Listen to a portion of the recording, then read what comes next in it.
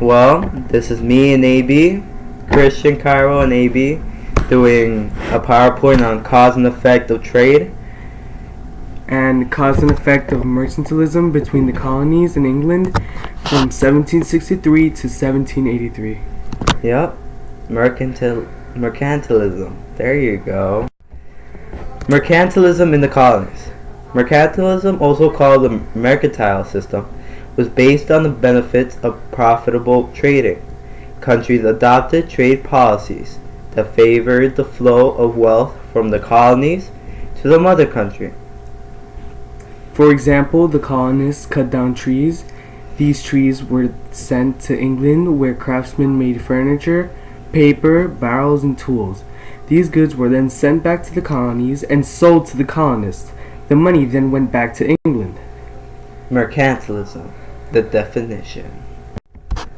Cause of mercantilism. The cause of mercantilism within the colonies was due to the belief that a country's wealth could be best judged by the amount of precious metals or bullion it possesses, and also the need to encourage exports over imports as a means for obtaining a favorable balance of foreign trade that will yield such metals. Mercantilism. Navigation Acts. This process has caused England to establish a favorable balance of trade. The nation had to sell more products to other countries than it brought from other countries. Products were sold for gold and silver, which helped build up the treasury for England. To enforce mercantilism, England passed the Navigation Acts, also known as the Trade Acts. Beginning in 1651, these acts were designed to control trade with its colonies. These laws forced the colonies to trade only with England. Under these laws, the colonies were not allowed to make any products they could buy from England.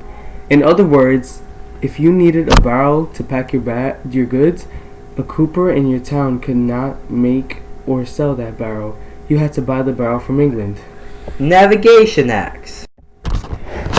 As a result of mercantilism, all goods had to be shipped on English ships or ships built in the colonies. In other words, no Dutch, French, or Spanish ships could sell or trade their goods to the colonies. The colonies were not allowed to sell raw materials or products to them. England passed other trade acts that continued to control colonial trade. The colonists became increasingly angry as each new act was passed and began to find ways around these restrictions. Smuggling and piracy became big business. During the French and Indian War, England needed the cooperation of the colonies, so they did not work hard to stop the lawbreakers. After the war, England cracked down on the colonies and passed new and more restrictive acts. Mercantilism. Another result due to mercantilism. Another way the colonies found to get around trade restrictions was through trade with European merchants, which involved the colonial merchants shipping their products to European ports. There, they were traded for goods that were not available in England, such as fruits, wines. Next, the fruits and wine were traded in England for manufactured goods. Finally, the manufactured goods from England were sold in the colonies. Mercantilism. This picture shows a broad overview of how mercantilism actually is.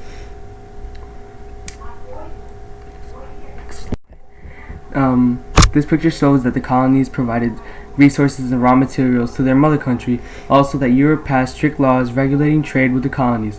Colonists were not allowed to set up their own industries, buy foreign goods, or use ships that were not from their mother country. Mercantilism. In conclusion, mercantilism had a huge effect on the colonies between 1763 and 1783. Even though the mercantilistic belief was put into play for the better, it also had a negative effect. Overall, it just kept trade and money flowing within the colonies.